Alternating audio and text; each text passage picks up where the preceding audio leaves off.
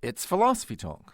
Now I suppose you're going to tell me that the black man has had the same opportunity in this country as you? More. He's had more. I didn't have no million people out there marching and protesting to get me my job. No, his uncle got it for him. What's so funny about comedy that's insensitive to issues of race, gender, or religion? In my experience, poor white people love, and I mean love, heroin. Is there a place in democratic society for comedy that finds humor in people's deepest identities? I even have insight into how the white community must have felt watching the black community go through the scourge of crack, because I don't care either. Should offensive comedy be shunned, boycotted, even banned? Our guest is Jeff Israel, author of Living with Hate in American Politics and Religion. Feinstein, Feinberg, it all comes to the same thing, and I know that tribe. Comedy and the Culture Wars. Coming up on Philosophy Talk. Coming soon, it's our annual Dionysus Award Show. We'll be talking about the most philosophical movies of the past year, and we want to hear from you. Submit your nominations to comments@philosophytalk.org and tell us why you think your movie deserves a Dionysus Award.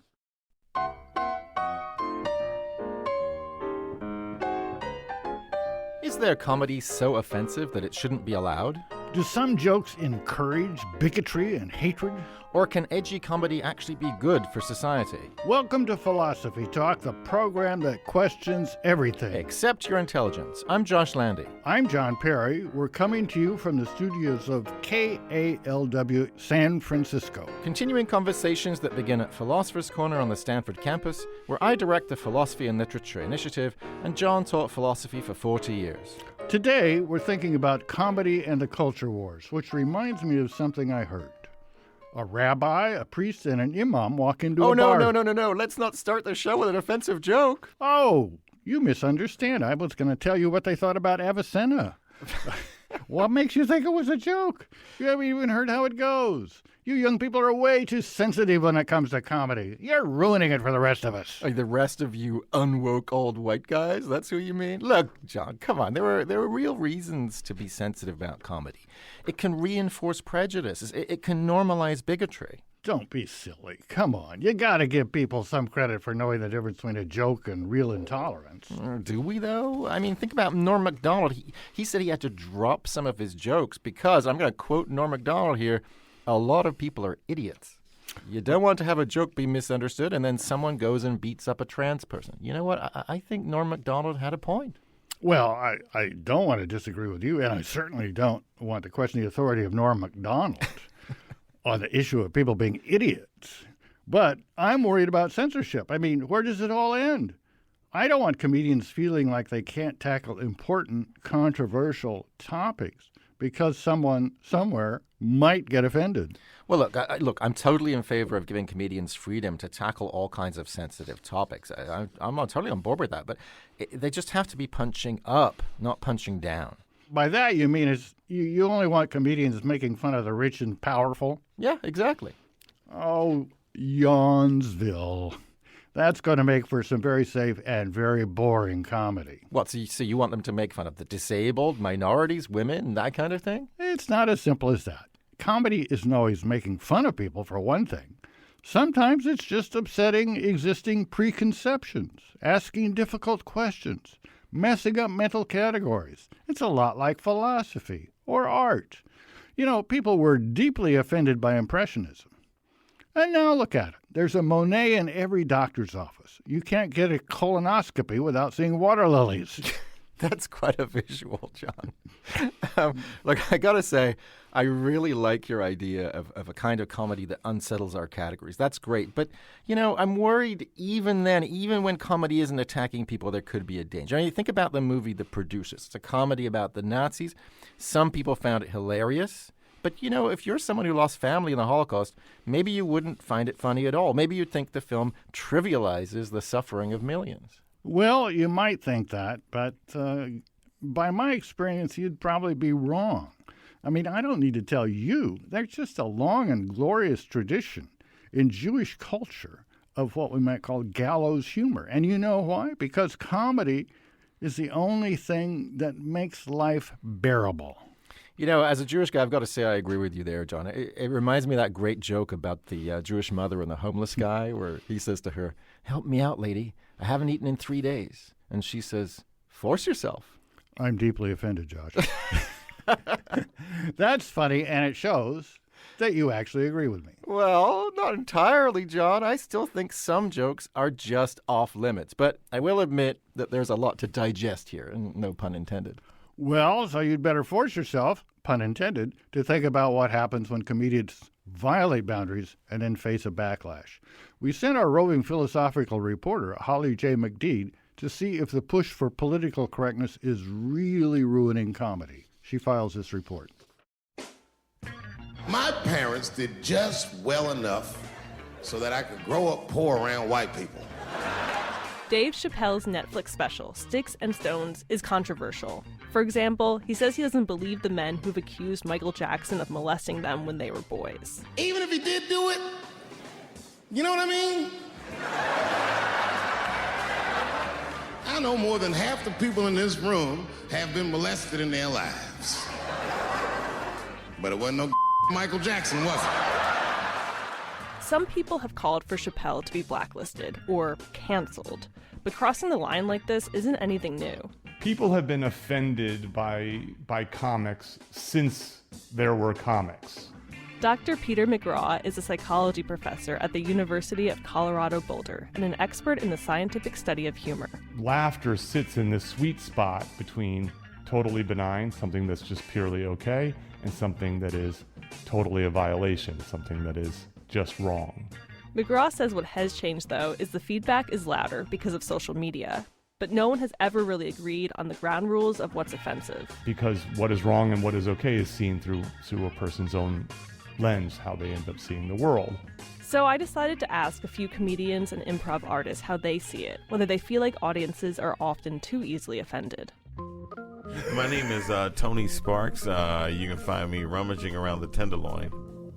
In the 80s, in comedy, if you look at anything comedy in the 80s, it's all racist, sexist, ageist. It's just terrible. But now you have to kind of walk the line. So you can say anything and you never know. You never know the pain that people have gone through, and they are carrying it. So you might be saying something, you might be talking about unicorns, and they go like, what is he saying about me? You know what I mean? And it's not even directed at them. I'm Janet Coleman. I'm the author of the book On the Compass, which is the improvisational theater that revolutionized American comedy. My only gripe is the offense taken by male comedians about not being as free as they once were to degrade women and gays and trans people and people of color. I think there's a line to be drawn, a humane line. If you limit what can be done and said just as an artistic exercise, it might prove fruitful if you can't be cruel or can't be this or that, you know. My name is Larry Dorsey Jr., Larry Dorsey Jr.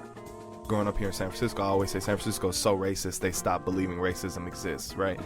So I've had a lot of times where people come up to me and say a black joke, and they don't understand the historical significance or why that joke had even came to be. We have to talk and educate these people who may be ignorant. And then also, if they do not want to change, we have to be willing to say, okay, as long as you're not out here like trying to kill people, we have to be willing to accept people with different point of views. There are comedians like Hannah Gadsby who are pushing boundaries precisely by being more sensitive and introspective. In her stand-up special, Nanette, Gadsby begins with jokes about being told she's not lesbian enough and regularly mistaken for a man. I wouldn't want to be a straight white man. Not if you paid me. Although the pay would be substantially better. But then, in a twist, she declares she's decided to quit comedy. She's tired of making fun of herself and people who identify with her. She says that can be damaging in a different way. Do you understand what self-deprecation means when it comes from somebody who already exists in the margins? I put myself down in order to speak, in order to seek permission to speak. And I simply will not do that anymore, not to myself or anybody who identifies with me. Nanette ended up being a hit because people crave that vulnerability from a comedian, not just cheap punchlines. Then there's people like Louis C.K. After he was accused of sexual harassment, he went on a comeback tour and told more jokes about masturbation. At the end of the day, if you want to make people laugh, you need a good sense of timing and the ability to read the room. Just jokes, though. Clearly, just jokes. For Philosophy Talk, I'm Holly J. McTeed. Thanks, Holly, for that interesting and from a variety of perspectives. That was really great report. I'm John Perry. With me is my Stanford colleague, Josh Landy.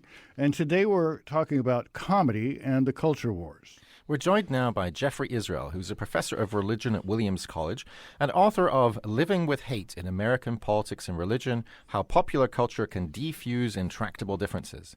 Jeff, welcome to Philosophy Talk. Thank you, Josh. Jeff, edgy or hateful comedy just seems offhand like an unusual topic for a professor of religion. What got you interested in that topic? So interested that you decided to write a book about it? Well, that's an excellent question. I think when I was in college in the 90s at Oberlin College, I was very interested in the language of identity and the politics surrounding identity and how Jews fit into it. And there was a line of response, I think, to larger modern problems of group identification from Jews that is, I think, comedy. And that comedy and stories about anti-heroes, schlemiels in the Yiddish context, was in a way a response to a kind of deep problem of politics for Jews. And I love that way of thinking about it. So appeals to the way that, my own sort of cultural background. Let me just ask you quickly, yes. Where did that lead you? Where did you end up coming down on this question? John and I were arguing earlier about whether there's really a place in society for edgy, controversial comedy. What did all your thinking about this lead you to believe? So where I ended up is that the deeper idea is play and the importance of play in liberal democratic societies, with humor and comedy being a particular kind of play. And basically what I want to say is that space and time for really rough, sometimes nasty, sometimes perverse play is enormously important to liberal democratic societies. And because of that, really rough, nasty, transgressive, perverse comedy is also really important. It's important to have it. It's important to have the time and the space for it. Now, except you would agree that comedy about old people is most important. Really out of bounds. I mean, you think just because I'm pushing 80, I'm biased about this, huh? So tell us a little bit more about that. I love this idea of yours of a play space, right? It's like a separate space where somehow it's safe to try out things or experiment with things, or I don't know. What is it? Is it about like inhabiting positions that it gets it out of your system? What's your view about this? Well, so to start with that last comment, because it helps to differentiate it, it's not what you might call purgation theory, which says that we need time to let off steam. It's that actually part of thriving as human beings is playing, is doing something in a kind of set aside time and space where things don't mean what they normally mean. And you do them not for instrumental reasons, like to accomplish some goal that you might do more efficiently some other way, but just to do it, just to have those feelings. And a lot of the stuff we want to do, what we want to play with, is nasty stuff that is the product of historical injustice and oppression. So comedy is a form of play, but a very specialized form. Correct. Well, there's a lot to dig into here, and we're going to get back to it in just a second. You're listening to Philosophy Talk. Today we're thinking about comedy and the culture wars. Do you think anything goes when it comes to comedy? Or are there some topics that really shouldn't be joked about, like old age? Can comedy actually help us to live in harmony together? Satire, censorship, and social harmony. Plus your calls and emails when Philosophy Talk continues.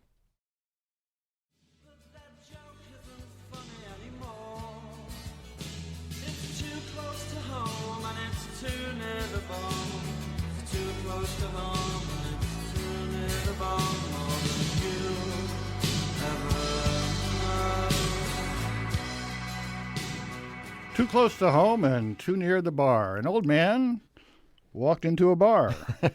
He fell down and died. That's not funny, John. That's not funny. I agree. That's not funny. But who gets to say whether a joke is funny or just hateful? I'm John Perry. This is Philosophy Talk, the program that laughs at everything. Except your sense of humor. I'm Josh Landy, and we're thinking about comedy and the culture wars. Our guest today is Jeff Israel from Williams College, author of Living with Hate in American Politics and Religion. Jeff, just before the break, you were saying that you think edgy comedy has social benefits. But don't you think the opposite is also true, that it can be socially harmful?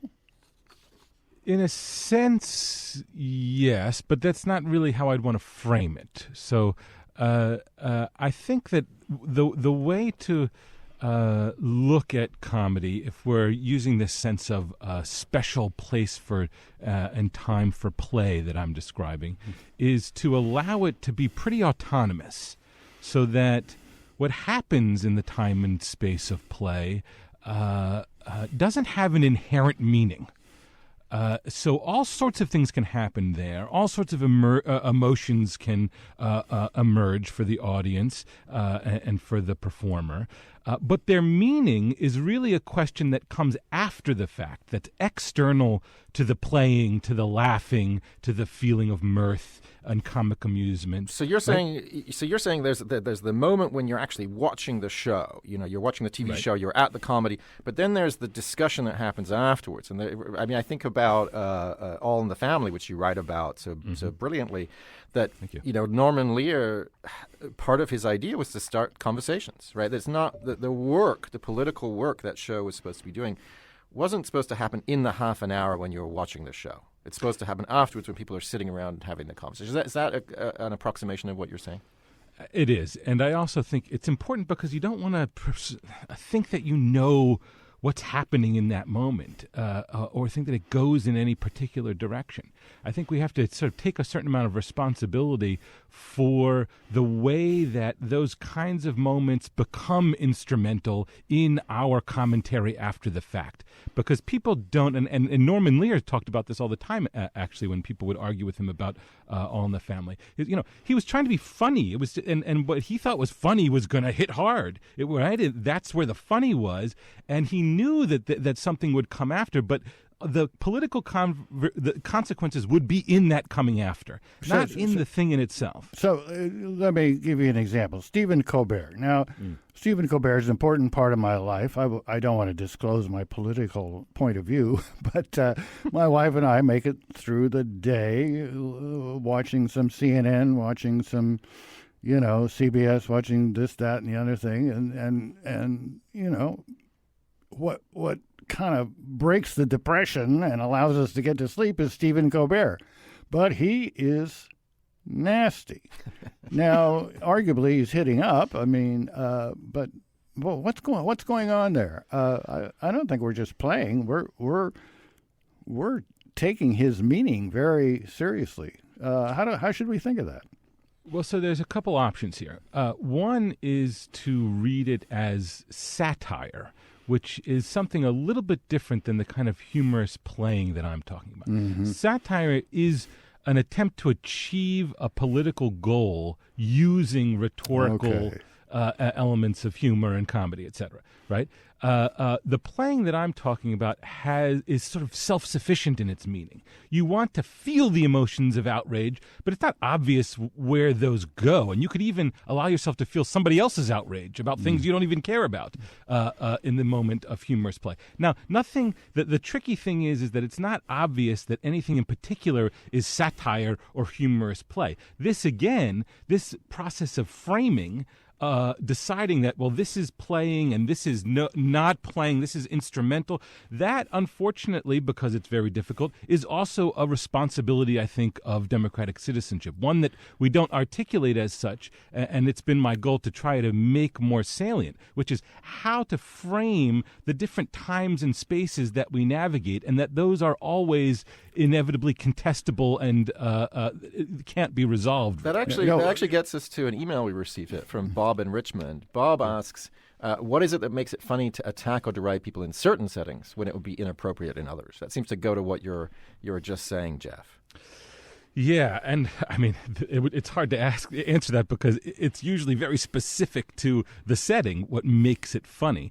So I guess one way to answer it is to say that one of the things that's happening with humorous play, as I think of it, is you are developing, the performer or the artist is developing a relationship and curating a sense of who they are and who the audience is, and then making judgments about the kinds of incongruities and surprises and other sorts of things that are going to create comic amusement and that are going to sort of make it feel worth it. Yeah. Right? I mean, there's so many judgments to make, right? I mean, I was thinking about one of the jokes on that Chappelle special that Holly mentioned in the setup, in the report. Dave Chappelle said, "This is Atlanta. I'm sure there's a lot of gay men here tonight with their wives." And that's a joke where, well, who's the joke on? You know, is it Atlanta? Is it the South? Is it our homophobic society? Or is it closeted gay men? You don't, in a case like that, you don't even know who the target is. You don't know if he's punching up, if he's punching down, if he's punching sideways. So I like your thought that actually maybe we have a lot of interpretive work to do. Yeah, and I think that's a great example of actually quite I don't know, a pretty interesting joke in the sense that, or at least illustrative of something that I would want to bring into this conversation, which is that there's a quality that it kind of dissolves. John was talking about this. It dissolves categories, it dissolves assumptions and clear markers, and that feeling of being dissolved and having things break down is something that I think people want, and they want it about particular things. Right. And so I think, but at the same time, and I do want to answer your emailer with something important, which is that you can, something being, let's say, too edgy can be an aesthetic flaw. I don't know if you've ever sort of been joking with people or telling a story and or reading something or hearing something, and it just goes a little too far. And then it just fails. It's just not as fun. It's not as funny. But it's more like putting too much gray in a painting, right? The color balance is off. It's not because inherently gray is a bad color, but the artist made a misjudgment about how much gray you could really put into it before you grade the whole thing out. So Jeff, you've said satire is one thing, and the kind of play humor is another thing, but they're both humor.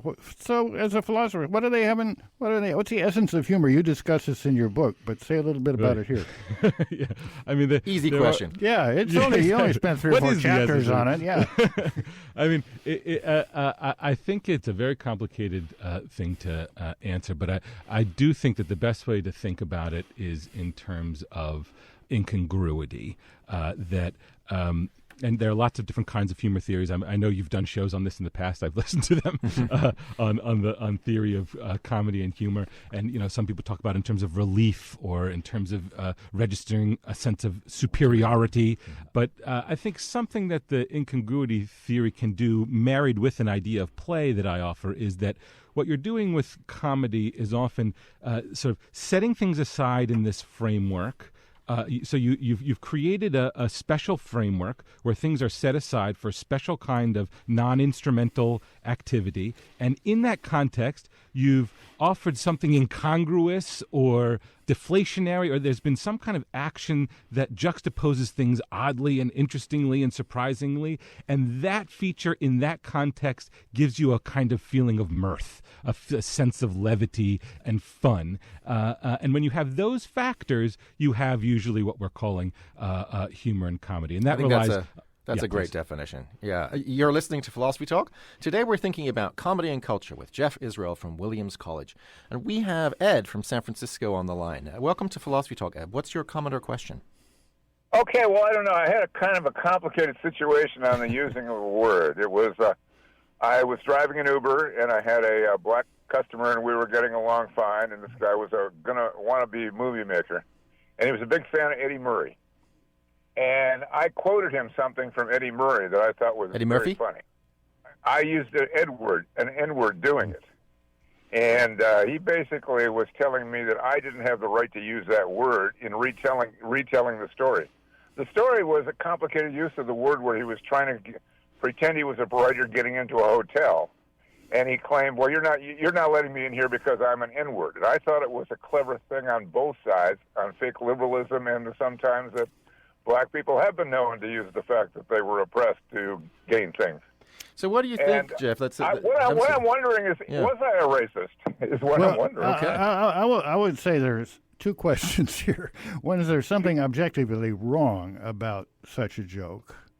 And second, was it a good idea as an Uber driver with someone you don't know to tell a joke is the N-word? I'm pretty sure the answer to the last question is no, it wasn't such a good idea, but that's just my advice. What do you think, Jeff? I mean, there it seems as though it's reasonable to say there are jokes that some kinds of people get to say and that other people get to tell and other people don't. Does that seem right to you?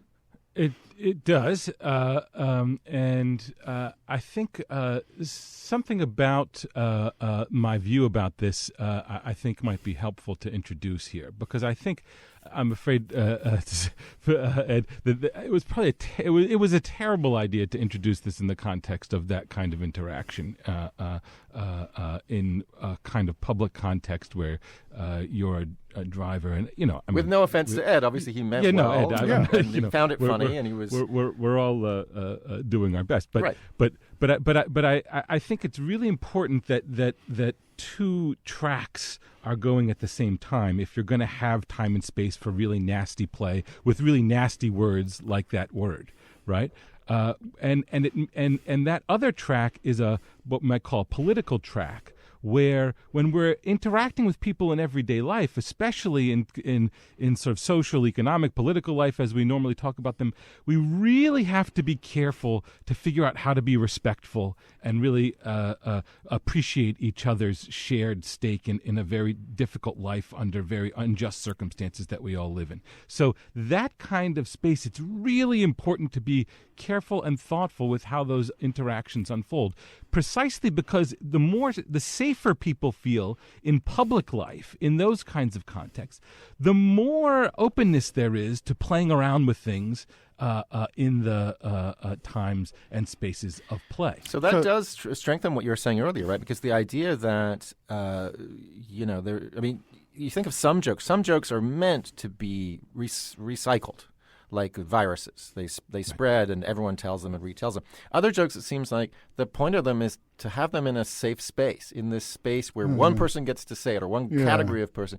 So it sort of supports your earlier point about a play space. Well, way back when I was a graduate student in the 60s, the big professor was Max Black, who was Jewish and, gotten out of Poland during the war and so forth and so on. And nowadays, slurs is a very big topic in philosophy. Back then it wasn't, but he had a graduate student working on slurs. And the graduate student said, well, he was going along fine with his dissertation, and he was, he used all kinds of words. We had to quote them, the N-word and so forth and so on. But once he used the K-word. You know what the K-word is? I suspect I do. Yes. Well, K-I-K-E. And Max Black said, no, you can't use that word in your dissertation. So, I mean, this was an incredible liberal person, incredibly intelligent person, Max Black, one of my idols. But it's just hard to understand from the outside how such a word can hurt. Now, with the N-word, my folks, and we're talking 1950s here, really forbade us from using the N-word. And I remember once my grandfather used it. I was just utterly shocked. And I think that does go to something, to a worry that people have about this kind of comedy. Yeah. So even if the comedy is with the best of intentions and told by the people belonging to the social category and so on, the worry might be, look, this kind of normalizes this. It makes it seem like, well, maybe it's okay for me to talk like that too. Maybe it's okay for me to use words like that or have thoughts like that or something like that. Or at the very least, maybe it makes it seem like this is just something you can laugh about as opposed to something very serious. Well, my own family is biracial, and I tell my children, both black and white, don't use the N-word. I tell my grandchildren, don't use the N-word. But I say this with confidence that they won't pay much attention. But still, I think those words are better retired. And maybe if African Americans or Jews feel like they should use them in closed groups, that's okay. But, to hell with those words. That's what I think. Yeah, I think there's a contextual question to ask here, which is, what kind of moment are we in now? I mean, there's this sense, I think, of that some people describe of a kind of encroaching censoriousness and politics of purity and what have you with respect to these things. And I think we have to remember that the context is a world, a political world, that feels like it's really breaking up.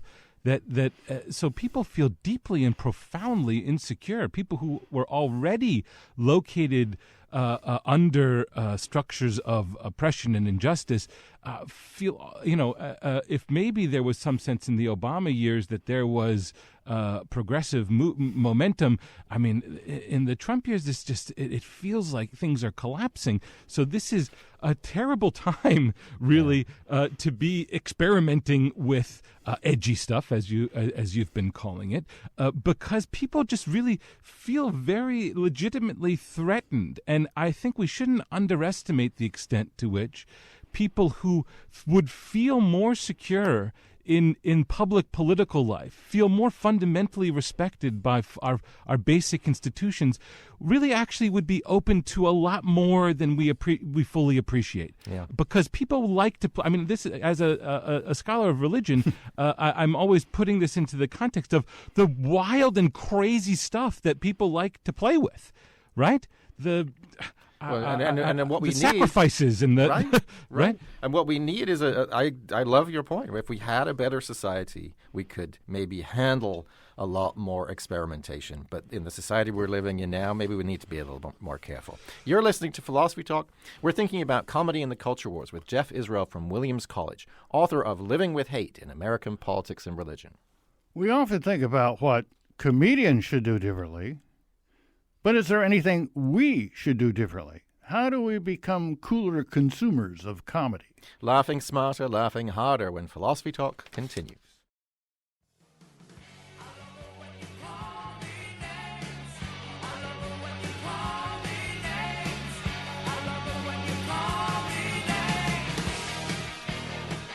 Can't edgy comedy do better than simply calling people names, nasty names?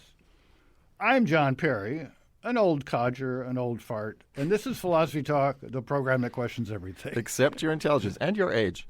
I'm Josh Landy. Our guest is Jeff Israel from Williams College, and we're thinking about comedy and the culture wars. And we received a call from Greg in East Palo Alto. He said he's interested in the asymmetry in the use of what he calls qualified words, and says if people can only joke about their tribe, for example, white people can only joke about white people and so on, then where does that get us? Why should these certain kinds of jokes be limited to a particular group? Well, is it the jokes being about groups that is the limitation, or just the jokes using certain words? No, I think it's separate from the wording issue. It's separate right? from the I think wording, the thought right. would be, look, Jews get to tell Jewish jokes. But, to other people, even leaving aside bad language, right? Yes. Do other people always get to tell Jewish jokes? Maybe not. Maybe sometimes that's offensive. And why is that? And should it be that way? I think there's it's important to look at the cases where people are able to do joking about things that are not presumably within their purview in terms of which groups they're identified with and what have you. So I think, for instance, one thing that I'm thinking of is both Robin Williams and Eddie Murphy did all sorts of bits with Jewish characters. Doing mock Jewish voices. I mean, there's this great old Jewish guy character in Coming to America, right? And both comedians used to play with Jewish material, basically. Right. And I think there is a way in which, and I hear people talk about this colloquially, and I've heard comics talk about it. There's a capacity to earn it. And the ways that you earn it, and it's increasingly going to be rare, because it's going to be really hard to do the things necessary to earn it, which are building real trust with the groups that you're sort of where you're playing with their material. You have to build that trust, and you also have to build a kind of trust as an artist that you have the ingenuity to do it well, to do it masterfully, to do it so it lands and it works and it has lots of layers, right? So I think comedians who build trust with the communities and build a kind of artistic trust are able to do it. But again, we live in times where there's a profound crisis of social trust. So of course it's going to be hard. And I want to throw this out there because I think it's important. There's another provocative hypothesis here, which is that the better we're doing in terms of having just institutions, the uglier and nastier the comedy and horror and other kinds of playing we're going to see will look like. And I think if we look at times, and this is, again, a hypothesis that a historian or a social scientist of some sort could look at, right? I think, and this was certainly the case with Jews in mid-20th century, Jews felt particularly comfortable in America, and that's when they were most antagonistic and perverse and transgressive. Yeah, I think that's insightful. Now, do you have any advice for comedians, including philosophical comedians? Come on. If Lenny Bruce were alive and talking to you, what would you tell him? Well, I would never want maybe to give he's advice alive. I don't know. to an artist. Although I will answer by saying that I think. And this goes to this. Sort of why I got into. I love art. I love artists. I love to see somebody doing a performance. So when I love that somebody would do that with their life and inhabit that world of that time and space of play for us, with us. And so what I want to say is to just be free and do something brilliant, do something great, do something virtuosic, because we'll love it. And there's a goodness, there's an intrinsic goodness to that, and there can be other extrinsic goodnesses that after interpretation could embed certain kinds of important values in new and vivid ways. But just the goodness itself, I think, is worth holding up. And so I'd want to say, if you can do that, do it beautifully, do it provocatively. Well, how about audiences? We got an email from Joanne in San Francisco who asks the question kind of on the other side. What should audiences be like? She says, do you think in these days of political correctness and the internet, we have less of a sense of humor? Innocuous things go viral, and people are so quick to anger. You have to be so careful, and that can be very limiting. So, what about that? Do you have any advice for audiences of comedy? Well, I do want to say that people should try, audiences should try to have as capacious as possible a sense of what can happen in the domain of play. But at the same time, I think we have to be forgiving of ourselves and others that these are very scary times. The world has been a scary place for a long, long time, maybe always, I think. But there are differences, and one feels junctures, and we're at a juncture that just feels very heavy with unknowns. And so I want to say, be as capacious as possible. Help build just institutions in our society so that then we can be as nasty as we want to be in the domain of play. And do those two things at the same time and learn how to tell the difference. I think there are some limits, but it's hard for me to intellectually say what they are, but I have my reactions. For example, with regard to the Trump presidency, it's really offended me that people are so hard on Eric. He's really made fun of nastily on Saturday Night Live. Well, I mean, what has Eric done? Now, maybe he's done a lot. Maybe we know more about it. But even before we knew much about it, I mean, what did he do? This is what you're worried about, John? Well, I mean, they can make fun of Trump all they want. They don't. Or Barron. They don't do that so much. Or Tiffany, who's just kind of keeping her. But I don't know what the principles are. I think there are some principles, and of course there's the issue that, if you run for political office, you're fair game. That's an old idea. But is your family fair game? Well, now maybe Don Jr. is, because he's a loudmouth, but... I think that's an important question, where the limits are. And I also think another important question is what all could we hope for from comedy, from a social standpoint? And we've talked about punching up. We've talked about that kind of critical capacity of comedy to make fun of powerful people when they have it coming to them. We've talked about starting conversations, right? Mm-hmm. And we've talked about offering consolation. Maybe in cases where there's nothing else you can do, you should probably laugh, right? But I wanted, before we get to the end of our show, to ask you, Jeff, about a really intriguing fourth possibility of, you talk about modeling a certain kind of ambivalent love. Right, which reminds me of something Ken Taylor used to talk about, this begrudging tolerance, right? Maybe we will never have mutual recognition, but hey, begrudging tolerance is better than disdain. So can you talk a little bit about that, Jeff? Like, how can we get this special kind of love out of comedy, out of edgy comedy? I'm so glad you asked it that way, because this is exactly what I was thinking, that this is an enormous part of this book that I've written, an ideal of political love. And basically what I'm trying to say is that the kind of political love that we need to pursue is the kind of political love that survives the irreconcilability of these kinds of emotions that live in our play lives. So that even the very best America that we can imagine will be a place where people are carrying into it the legacies of historical injustice. So even in the best America that we can imagine, the time and space for play will be full of nasty stuff, of reliving, repeating.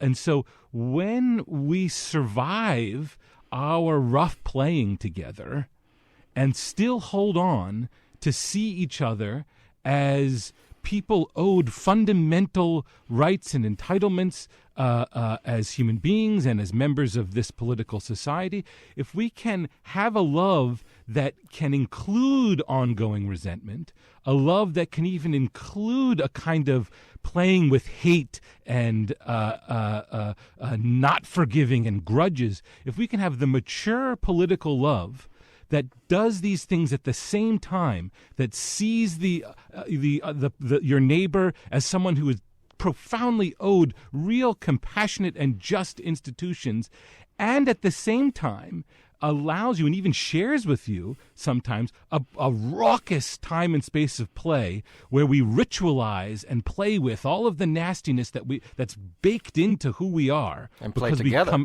Yeah, exactly. That if we can do that, if we can have that kind of political love that survives and includes our irreconcilable resentment, then we can have something sustainable that's probably, I'm suggesting, the best we can do. I would say that I don't know what advice to give comedians, but I would give nasty people the advice, try to be funny. Compare Sean Hannity and Stephen Colbert. They're both really nasty, but one's a lot easier to take. Well, on that note, we're going to thank you so much, Jeff. It's been a really not just enlightening, but also amusing, stimulating, and a conversation that really brings everyone together, I hope. Thank you so much, Josh and John. I've really appreciated the time. Our guest has been Jeff Israel, professor of religion at Williams College and author of Living with Hate in American Politics and Religion, How Popular Culture Can Defuse Intractable Differences. So, John, what's your thinking now? Well, I think humor is a very interesting topic, and we had a very interesting guest. Someday we should look at the phenomenon of the compulsion to be funny, which isn't just comedians, but lots of people. Like, I have such a compulsion. Oh, really? Yeah. Well, but in my case, the compulsion is simply duty. I see the aesthetics of humor as something that needs to be shared. But I think some people have this compulsion out of insecurity or the need to be loved or the idea that nobody's going to pay attention to them if they just say what they think. They have to make it funny. And that's maybe an interesting thing to look at. Some people, so I've been told. Yeah, definitely not you or me. Oh, no, neither of us. Impossible. Yeah. Well, John, this conversation continues at Philosophers' Corner, at our online community of thinkers, where our motto, with apologies to Descartes, is cogito ergo blogo, I think, therefore I blog. And you can become a partner in the community by visiting our website, philosophytalk.org. So you're putting Descartes before Descholles, huh? Okay, so if you have a question that wasn't addressed in today's show, we'd love to hear from you. Send it to us at comments@philosophytalk.org. We might feature it on our blog. Now, for a man who talks so fast, maybe it's even offensive. It's Ian Scholes, the 60-second philosopher. Ian Scholes, this crazy old world keeps changing every day and yet remains strangely the same. I blame the media, which now includes the internet, giving us two mediums, the mainstream media, also called legacy media, and social media. Each uses the other for content and does not pay for it. It used to be that journalism had bureaus. Maybe they still do, I don't know. The foreign policy desk, the beats, the night desk, staffed by hard-bitten guys and gals who'd do anything to get the story. What they weren't was funny. Among themselves, yes, maybe quick with a cynical quip over too many drinks, but they kept that stuff out of the news. Now they're all on Twitter. They're sober, and it's kind of embarrassing. Everybody's a comedian. And back in the day, comics stuck to jokes. They wore baggy pants and killed time as the strippers changed heels. You had to work for the laughs. That meant cheap shots, blue language, dirty jokes, anti-immigrant humor, funny Swedes, Italians, Germans, Jews, Mexicans, African-Americans, and, of course, white people in blackface, just to mix surrealism with racism and ruin American culture for 100 years or so. On the bright side, somewhere along the line, the audience started paying attention to the jokes. Radio made comics famous. Strippers moved to Las Vegas. The jokes became safe and covered familiar ground. It was Bob Hope and Bing Crosby's golf game. Jack Benny was tight with a buck. Then Johnny Carson mocked Ed's necktie. Hard-hitting comics were few and far between. After his death, Lenny Bruce became a legend and the topic for a Broadway play, then a movie with Dustin Hoffman. Remember him? So now we can listen to Lenny Bruce routines and its research. It's archival. It's YouTube, the graveyard that celebrates everything ever televised, ever. We had Mad Magazine to parody the movies. Tom Lehrer to write sardonic songs or almost like show tunes.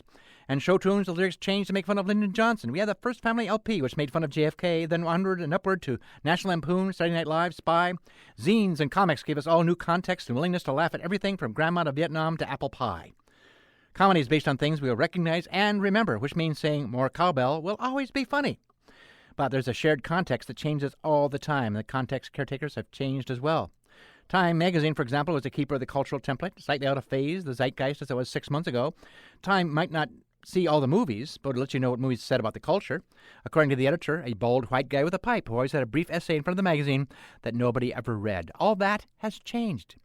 The internet has had a devastating effect. With the internet, we are read even as we read, making each of us our own bald white guy with a pipe. Who knows all we need to know about Harry Potter, whether we've read the book, seen the movie or not. It no longer matters. Because the internet also tells us what it thinks we want to hear and targets us with the content generated to keep us paying attention. So we've all become divided into weird little cults with their own little indie jokes, and yet we are still one people. There's a market for Trump jokes, and anti-Trump jokes are an out-of-the-closet industry. Yet you can sell MAGA hats and hats that make fun of MAGA hats on the same website. Calling something politically correct is something we all agree is funny. We are easily disturbed, but we can still make edgy comics successful, like Louis C.K., or back in the day, Dick Gregory. We don't make jokes about the portly boss chasing the buxom secretary around the desk anymore. We make jokes about Harvey Weinstein and Bill Cosby. More at stake, same jokes. We think we're more woke, or even more aspirational woke, but I doubt it. We hope that humor may prevent a civil war, but civil war seems unlikely. It's not just North and South anymore. It will be Bakersfield versus Oakland, Dallas versus Austin, country boys versus city slicker, laid-off factory worker versus wild-up hippie, FA versus Antifa. Could be funny. Skip the Civil War, go right to the reenactments. Ongoing tournaments nationwide. We can put aside our differences long enough to form small teams, then beat each other up for money. And that's what America is all about. I gotta go.